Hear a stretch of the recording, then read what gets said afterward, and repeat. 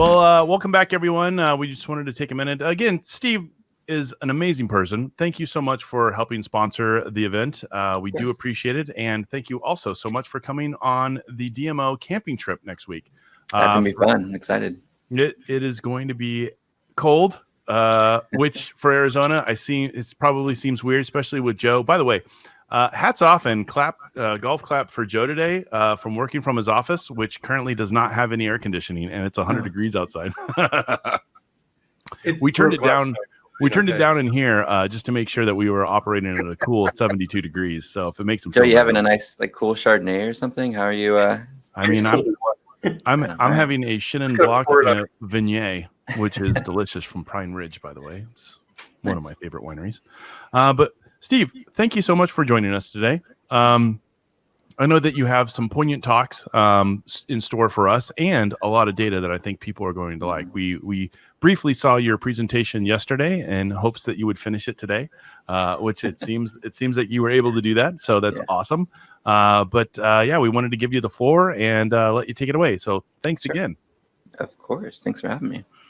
So we got to hit the magic share screen here and we'll get things going. And then let me start from the beginning. Can everybody see my screen okay? Jim? Guys? Yes, it's great. Okay. Yep. Perfect. Yeah, I'm going to hide our little icon here. So I know we really didn't do much of an intro, but instead of talking about some of the exciting brands that we work with and restaurant chains and so forth, I thought I'd talk about something new that we've been doing, that I've been doing, as I've been teaching at some of the local colleges. And I'm actually really enjoying that.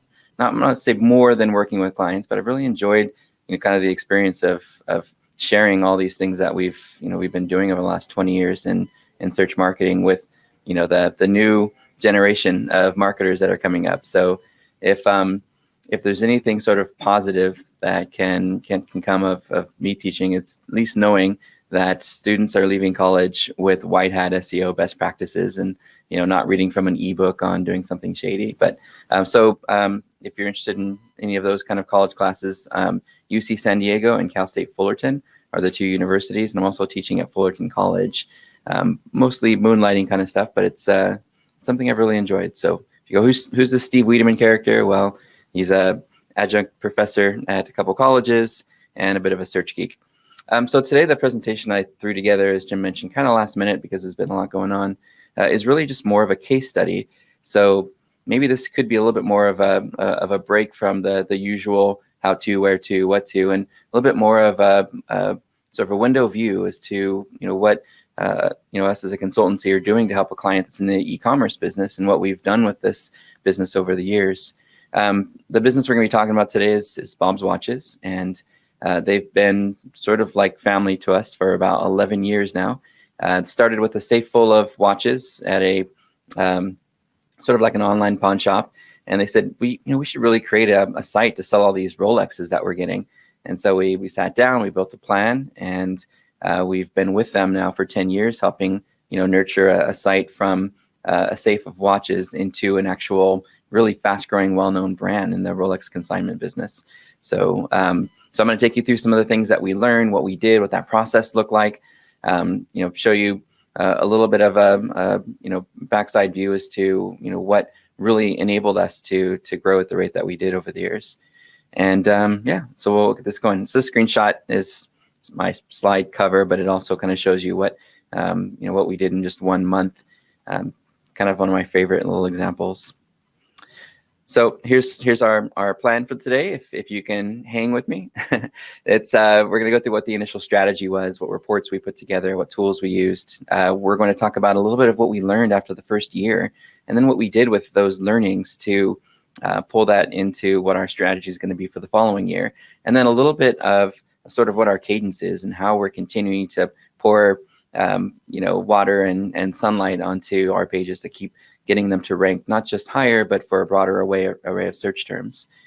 So that'll get into some of that ongoing SEO, how we'll marry and how we continue to marry some of our paid search data to help with both link building and with our ongoing organic. And then a few different things that we did to improve the actual conversion rates, which, in our experience, have had a benefit to SEO long term. If people are staying on your website and not going back to Google, right, it's a win. And then lastly, I'm going to share a couple tools, some templates. I have the entire case study as well. If you're interested in that very long PDF, I'm happy to share that with you after the event. Just let me know, reach out, and I'll get that to you. Hey, how'd you get on my slides? Oh, cool, man. What's up? So this is a quote, and I might be paraphrasing a lot. SEO is like wine, takes time to mature and can get really expensive, and meant for people who have patience or just like to get really drunk. But that might not have been what you said exactly, Jim, but we'll take that and we'll run with it. So we're going to show you a bit of, what we do. I can still turn my microphone on, Steve Wiideman. Don't forget that.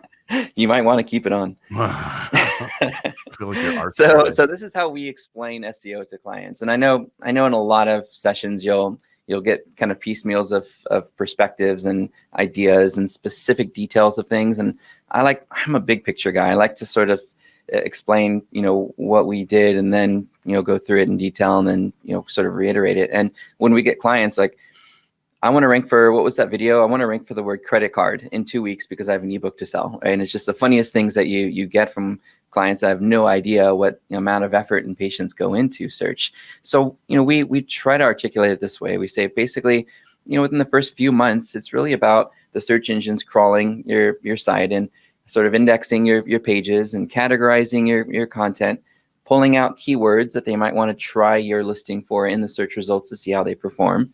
And then, between 4 to 6 months, they're looking at a lot of those off-page signals. Hey, we just found this website. It looks really interesting. Oh, wow, lots of these other websites are starting to talk about it now. In fact, these are really, trustworthy websites. So, there's sort of this sentiment of I feel like I can trust this website now and show their results a little bit more often.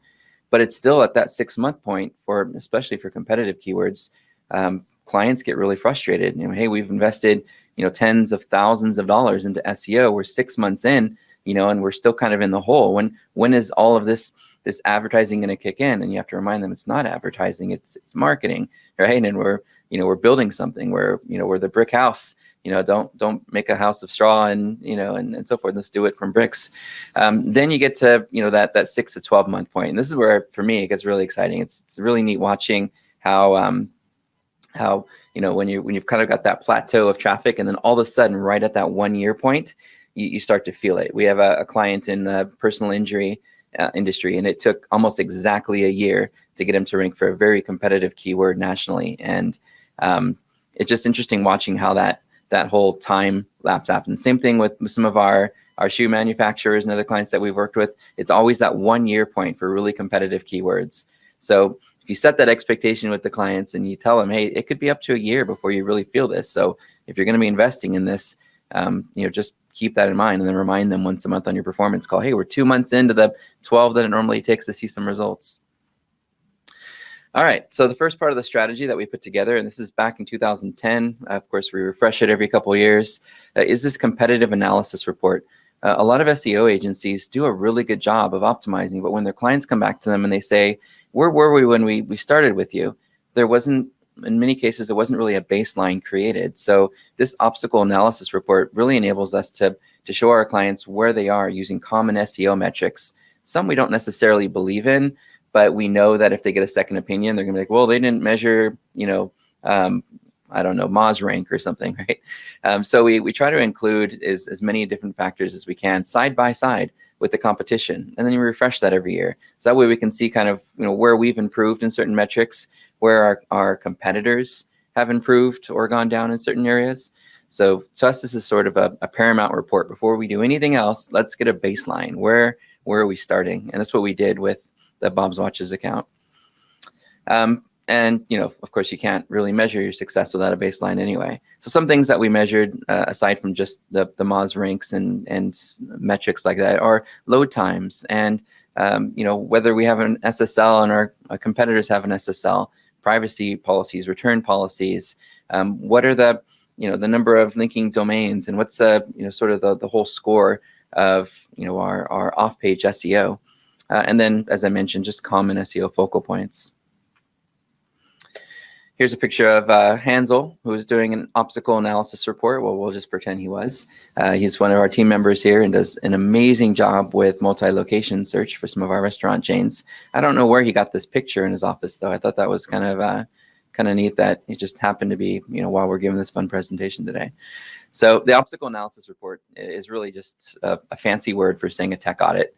And every SEO consultant has their own version of how they do it and what they approach, what they prioritize, and at the end of the day, most of those factors are overlapping and very similar. And to us, that's where we start. I mean, we're not going to start with a link building strategy if the site can't even get indexed, or if we're going to move all the URLs, right? So we always kind of start with that first tech audit.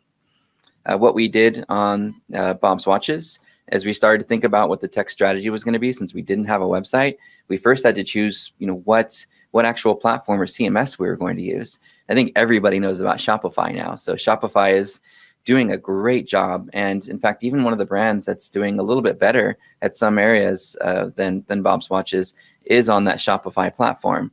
But Shopify does come with its SEO limitations. They force some categories that you don't need in URLs. They do some really weird things that restrict you as an SEO from being able to maximize all the different areas of search.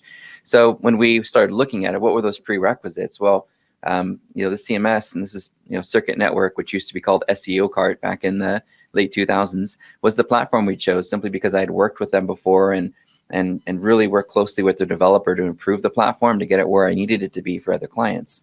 And it was a perfect solution for them. It's been a perfect solution for them for going on 11 years now. And again, those prerequisites were SEO friendly URLs.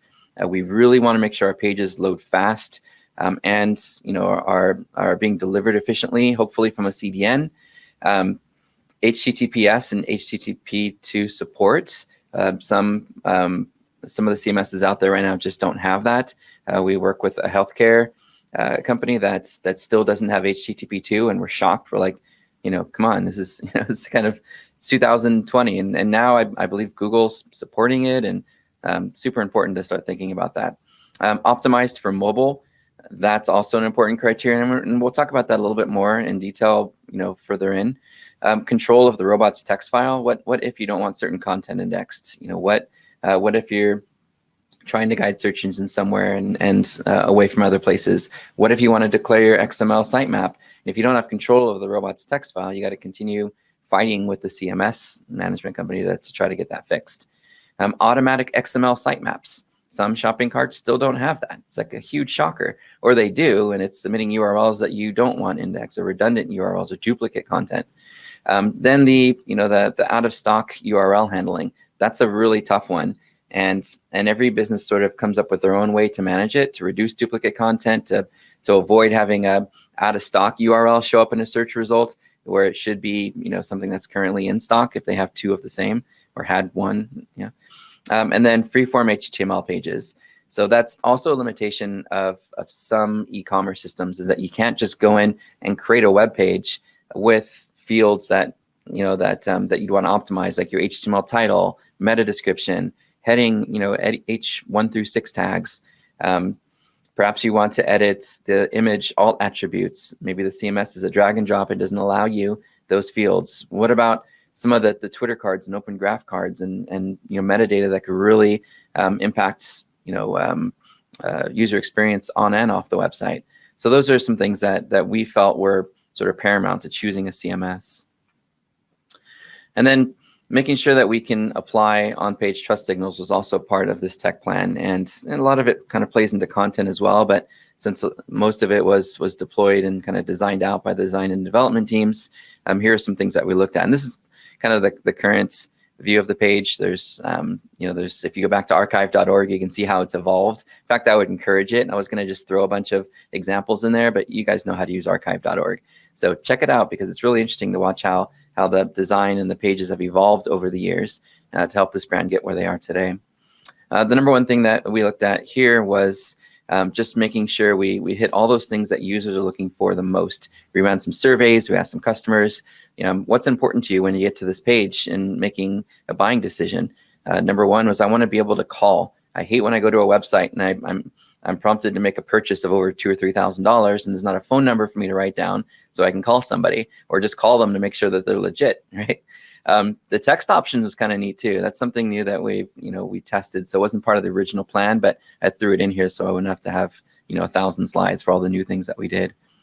You can see 100% certified authentic, a few different places. We looked at the heat maps to see where users were looking, and we tried to get them, wherever we could to make it as prominent as we could so that they knew that this was legit and not just fake Rolexes. The actual authenticity doc is there, an actual product photo. I tested so many times using a stock photo versus using an actual custom image, especially if it's a really high definition image. And every single time the page with the unique image performs better. And I don't know if it's just because Google's kind of mapped the binary code of their of images, and they say, hey, this image I already have in my database, or if just users respond to it and know that it's not a stock image.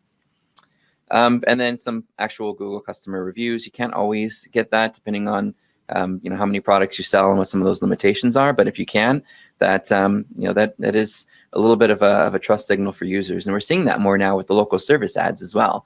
Not for this brand in particular, but for some of our local businesses.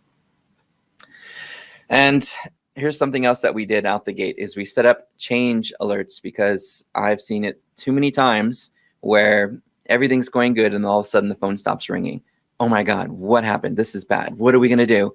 And so we ended up actually, creating alerts. I use a tool called Visual Ping, and Visual Ping will tell me when a page changes, before and after. We also set up some things in the system so that if, you want to monitor, of course, the pages, but also that robots.txt file, and then set up your Google Alerts, and then set up anything on the server that you can, because in one day alone, for some of like our restaurant chains, could be up to $1 million in online orders if a URL gets removed. That's a very expensive no index tag, right?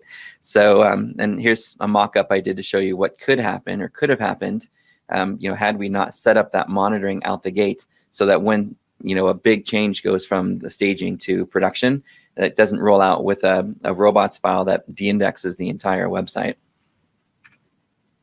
You still playing with that thing, Jim? Has that been a fun toy? It's literally 3 feet from me right now. Nice. Don't worry. The other thing we plan on doing was Breadcrumbs, because we wanted the search engines to really understand how our site was organized. We did have some limitations at the CMS level with how they propagate URLs. So we wanted to still give an experience that appeared like we had silos, even though some of the URLs, like categories, would have HTML extensions instead of actually being a directory or folder path. So the Breadcrumbs gave us a way to really help search engines understand how our site's organized, get our site structure, and of course it helps Jim find his way back home. Right? Actual cartoon thing too, but it kind of looks like a real picture. It's funny. Accessibility. This was something, back then in 2010 to 2015, during the first era of optimization on this site, that it was really kind of around alt tags, alt attributes.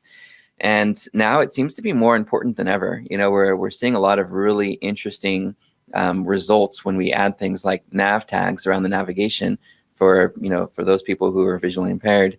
And it's been a really, I don't know if it's become more of a buzzword now than ever, but this accessibility thing is scary, because at any point someone can say, I'm going to sue you because you didn't make your site accessible for me, right? That's number one. And then number two is because we're actually seeing a little bit in some of our tests, a little bit of a difference in rankings. It takes about 90 days to see the difference with our control and our test group and adding some attributes. But it seems like Google's recognizing some of these nav tags and things that we're using. So I don't know. So the tool that we used is the Wave Accessibility tool. It's free. You can do some really cool stuff with it. Structured markup. I know you've heard all this stuff before. Again, this is just a case study showing you what we did. You're probably already doing all of these things, but for those that are doing most of them, hopefully you'll find something new in here among the things that we're going to be sharing. In this case, structured markup is everywhere. Pierre Farr, was the first person, I think, to answer the question at a conference, almost 10 years ago. And they said, what should we be marking up on our website? And he raised his hand. He's like, all right, Pierre Farr, mark up everything. right? And that's what we try to do now. We try to get, if there's an event, we get the event markup in there. If there's product information, we get the product markup in there. Anything that we can mark up that Google might decide to use as rich results, even if you've never seen them before, give it a shot. You never know what can happen. We're starting to see image thumbnails now in mobile results. It's fantastic, and a lot of it is thanks to, schema.org/image object.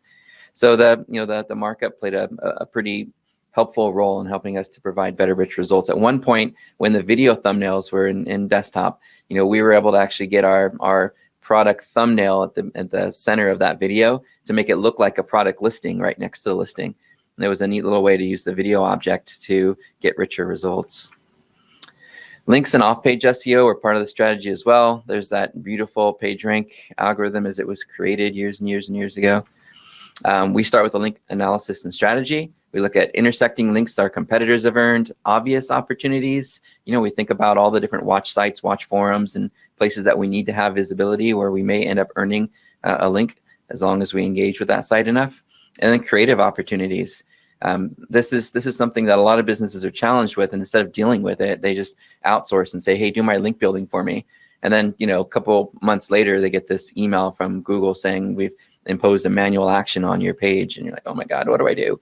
So, we're always encouraging coming up with really good creative ideas and doing some things to earn links. So ways that we did that, tools. Back in the day, we used badging too. And badging definitely isn't something I would recommend today. Maybe just for more brand awareness, but not for links. If you are using it for links, you got to get that rel no follow or rel sponsored or whatever you want to use on there so that you don't get penalized. But the badging, pre 2012, was a great way to give links. And the badging was just us sort of partnering up with other brands and, saying, hey, we trust this brand. And here's a big article that we did that says, here's the top 10 brands and whatever. And they put that on their website. We did a lot of buying guides. We produced a lot of tutorials, and I'll show you some examples of some of these here in a minute. There's some tools that we used as well. And earning links just in general. For personal injury attorneys, it's been the hardest thing ever. I mean, you go through everything from scholarship to to events and anything you can do. Nobody really likes to link to personal injury lawyers. Retail is also challenging, especially if the business owner is on a platform that's really just focused on category, product detail, done, and there's not really a lot of static content opportunities. So it can be really challenging. And thankfully, there are CMS options out there that give you a little bit more flexibility. Relationships, building relationships, not links, as I mentioned a minute ago.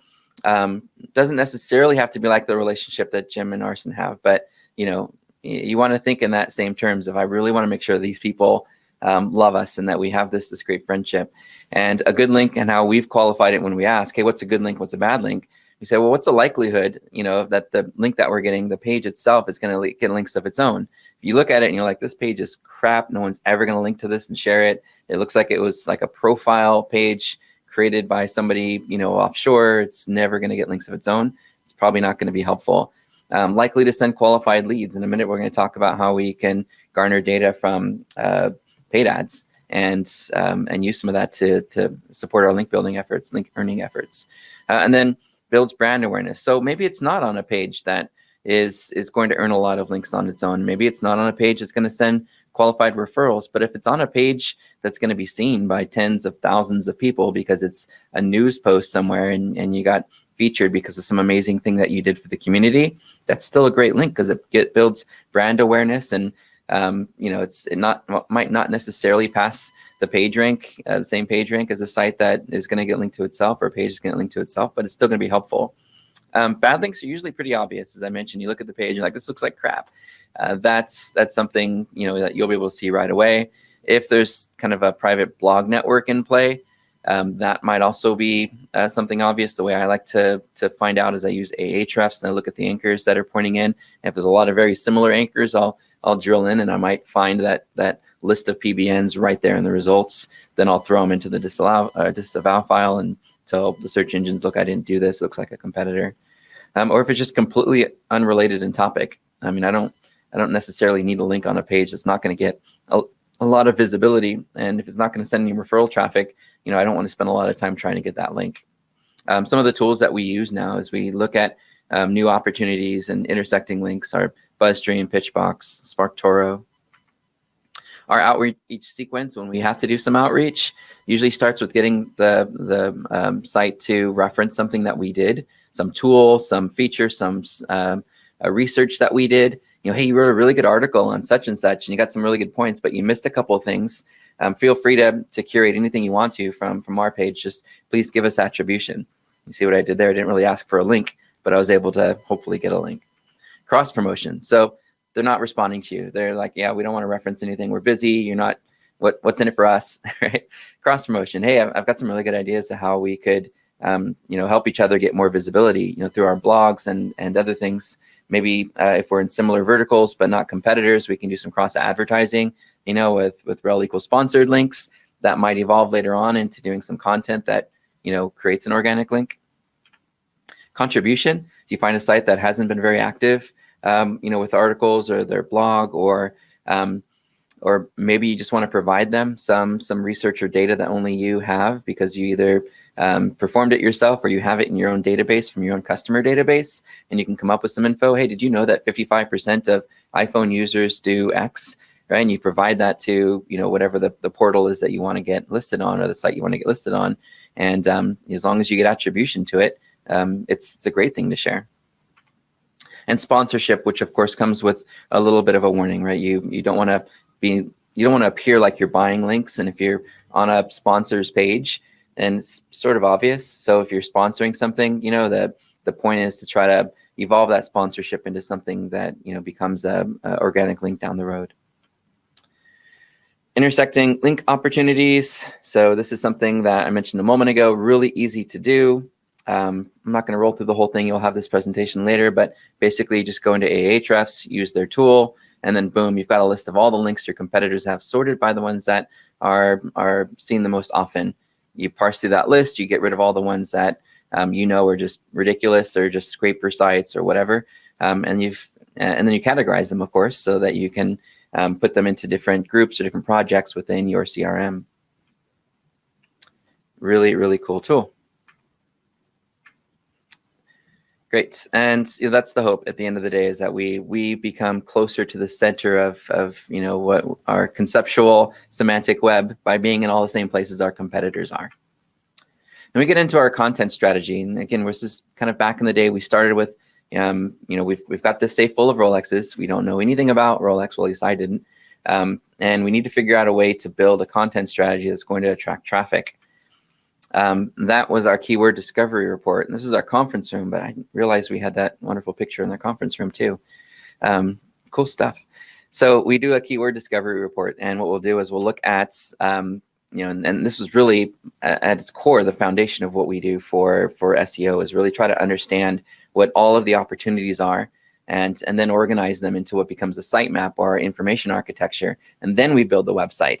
And most businesses, when they launch a website, they're like, okay, let's put a website together and let's push all this stuff out because this is what we want to tell the world. But the perspective to have, if you haven't created your website yet, is how are people looking for what we sell and what we offer? And how do we build our website to accommodate that? Forget about what we want to tell people. Let's find out what they're looking for, and let's build our website with that mindset. And it's a little bit of a weird paradigm, but if you can really embrace that, you could have the same success that some of these sites we've worked with have in starting with a site structure and keyword research, at the core. Website taxonomy, I'm not going to beat this one up too much, but I can tell you that was a big part in trying to understand the best way to organize our content, where we put the most important keywords at the category level and then build supportive content underneath them.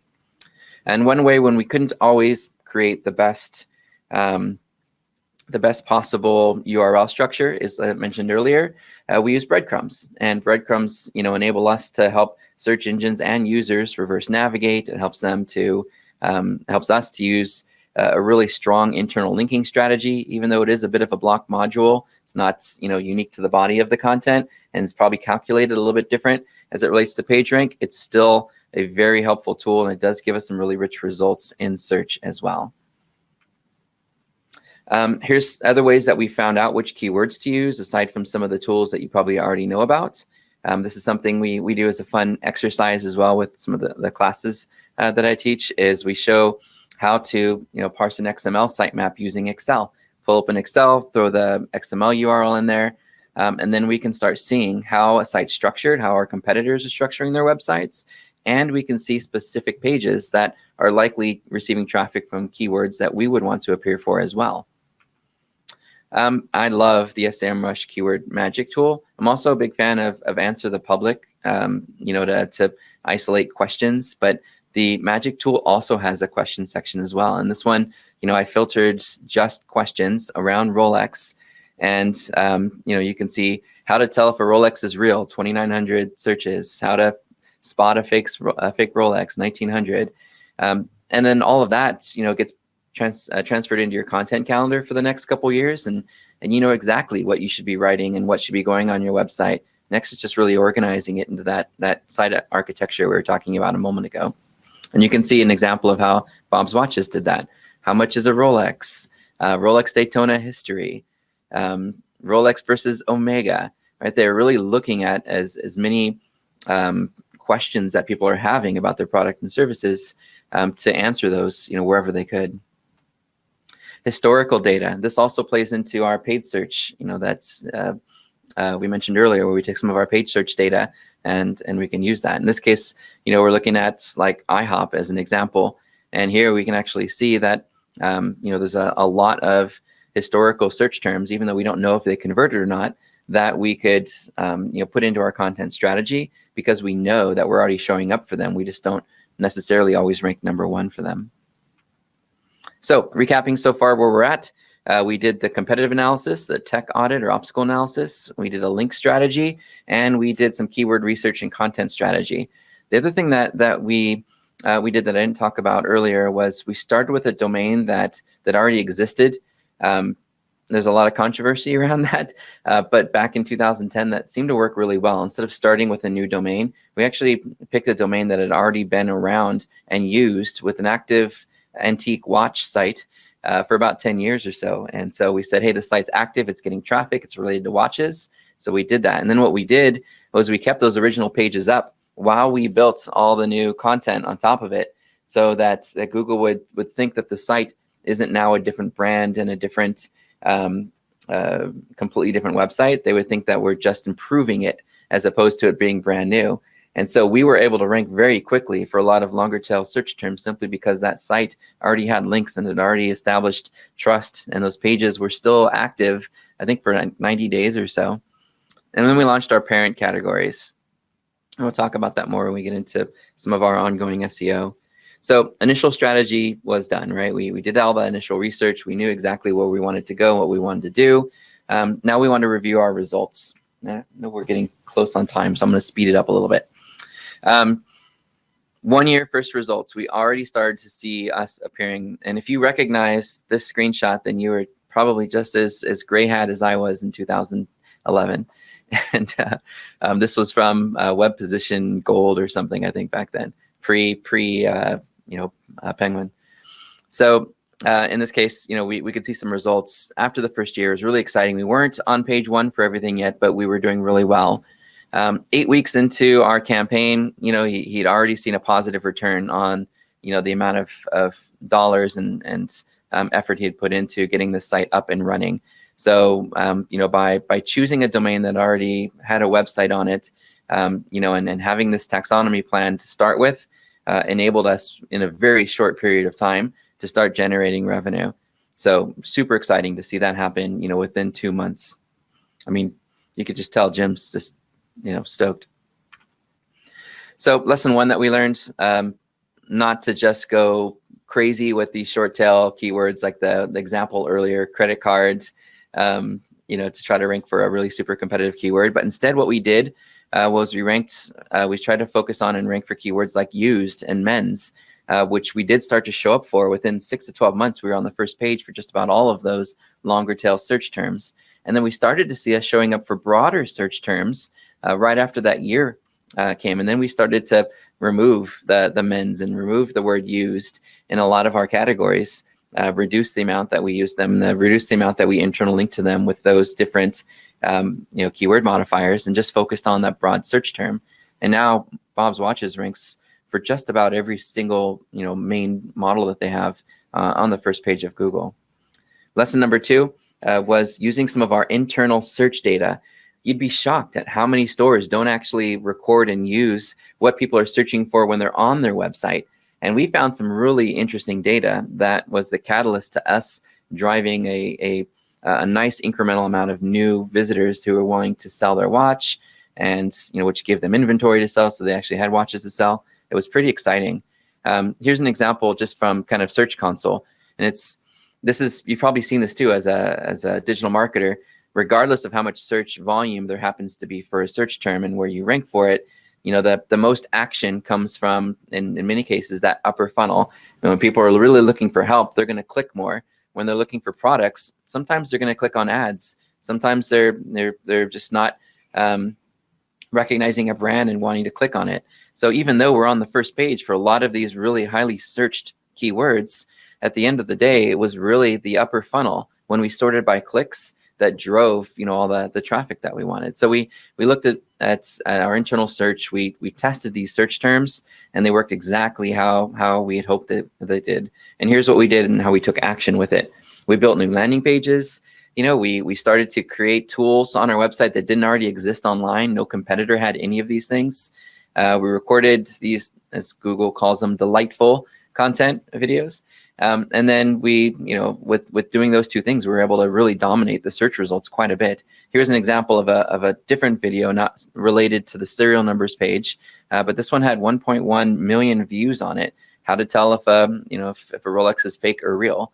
And that's not paid ads, right? It's not an advertising commercial video. That's an organic video that over the last 10 years users have found to be helpful. And we learned that those people who were doing that exercise weren't just looking for the serial number because they were curious. I wonder what my serial number is. They were doing it because they were thinking about selling it, and they wanted to find out what the value was going to be for their watch. And that case proved true. So as we created this content, as we created these videos that do appear very prominently in search results, we looked at our actual funnels, and you can see almost 6,000 folks who hit that Rolex serials number page ended up wanting an offer for their watch. That's 6,000 people that were selling their watch to Bob's Watches. Pretty exciting. Lesson 3, as people are starting to actually use their smartphones more. Who would have figured, right? Why would people want to use their smartphones to use the internet?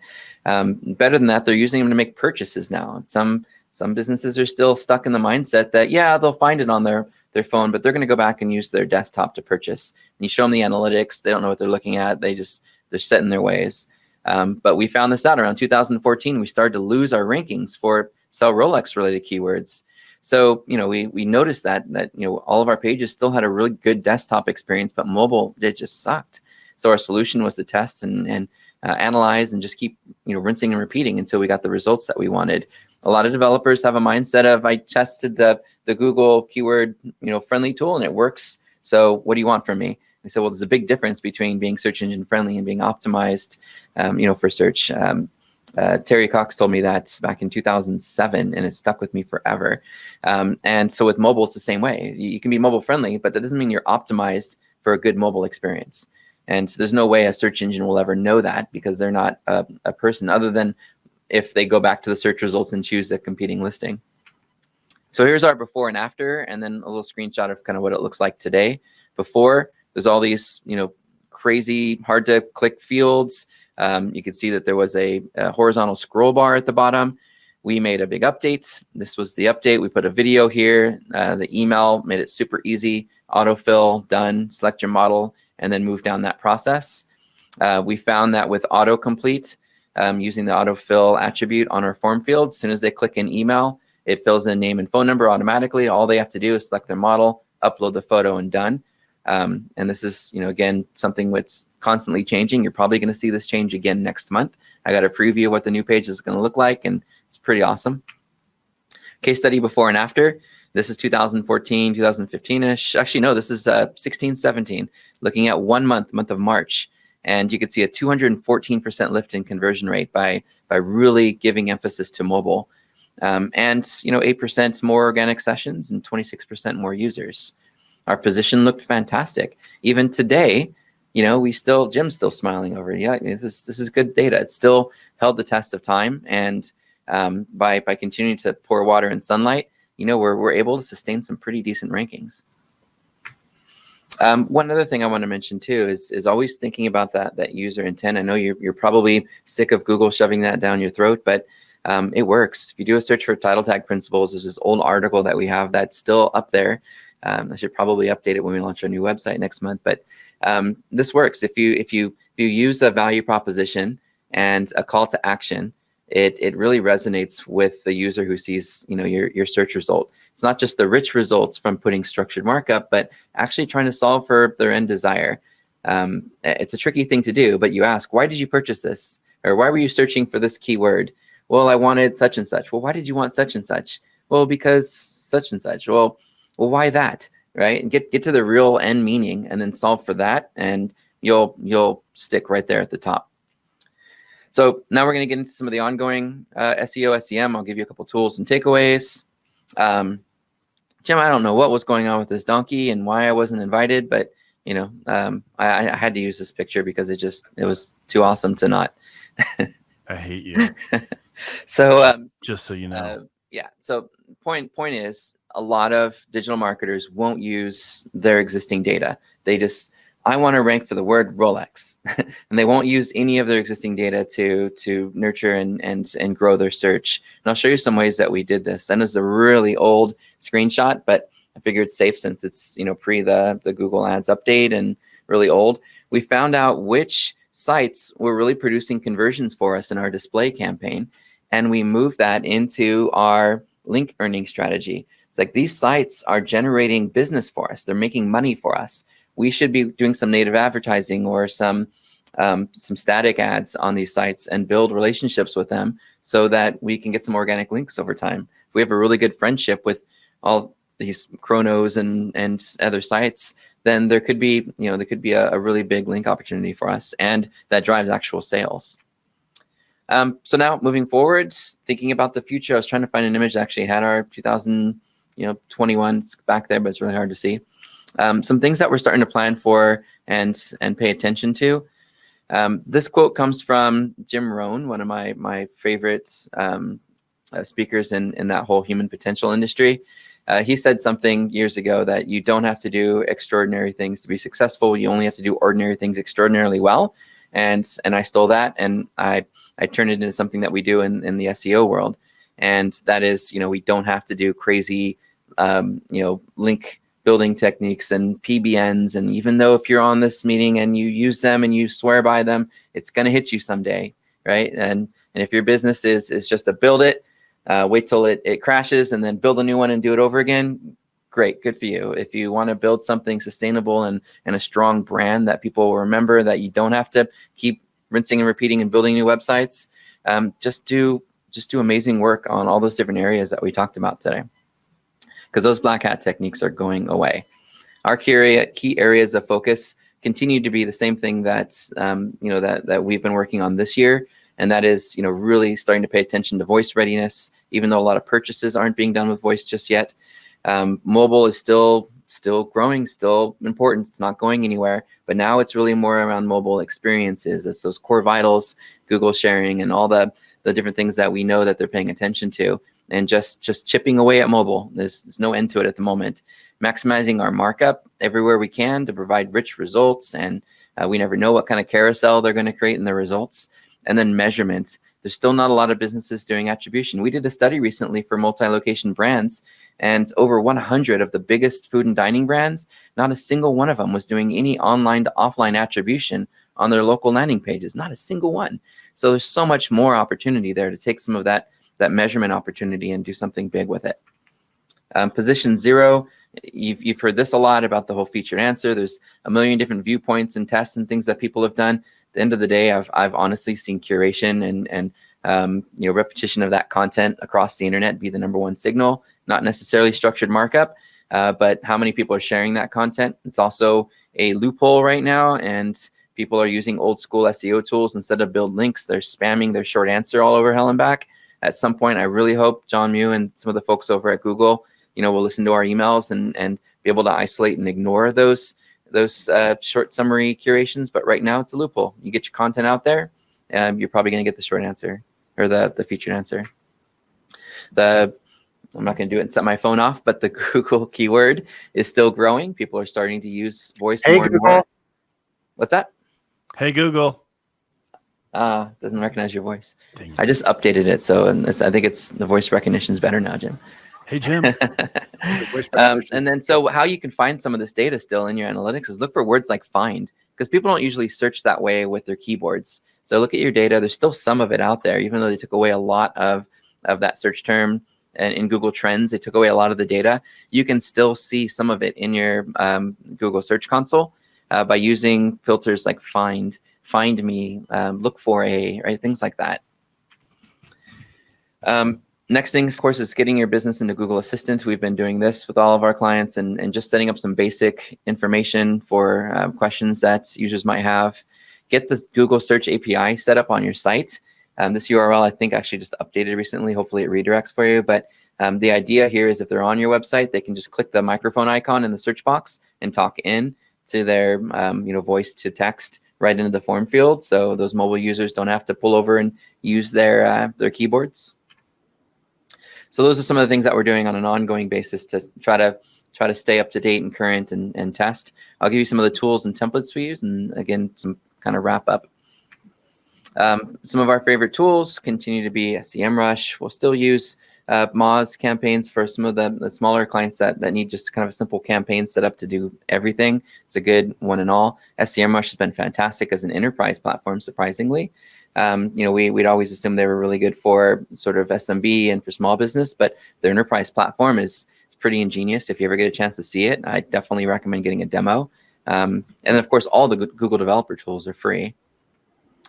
This is our e-commerce SEO guide link. If you want to download, it's a 21-page document that goes through, what keyword research we do, how it works. It uses a little bit of Bob's Watches examples along with some others. Feel free, grab that link. If you like some of the content in that, we'd love your feedback. Shoot us an email and let us know what you think. Our key takeaways, of course, is starting with that all-inclusive strategy, beginning to end, tech audit, content strategy, competitive baseline, link strategy. Choosing the right CMS is critical. It can make or break your campaign. Really obsess over mobile usability. Try to earn links and build relationships. Don't just build them. I know you've heard that a million times. It's cliche, but it's true. And never ask a smartass to speak at your SEO event. Hopefully you found that helpful. The other thing we did on this new little academy. What was that, Jim? No, it was the same lesson learned. So Academy of Search is this neat little thing that we're starting to get on its feet. If you're interested, the first 5 people just use code DMO05, DMO5, and then DMO20. It will be for the next 20 people. After that, can get 75% off. It's got my very similar course to my Cal State Fullerton SEO strategic. How we did the whole SEO strategic plan a minute ago. We go through all of that. From beginning to end. It's like a 6-week course, but feel free if you guys want to jump in and use those. It's all you. And I guess we open it up for questions, unless I've gone way over my time, which I probably did.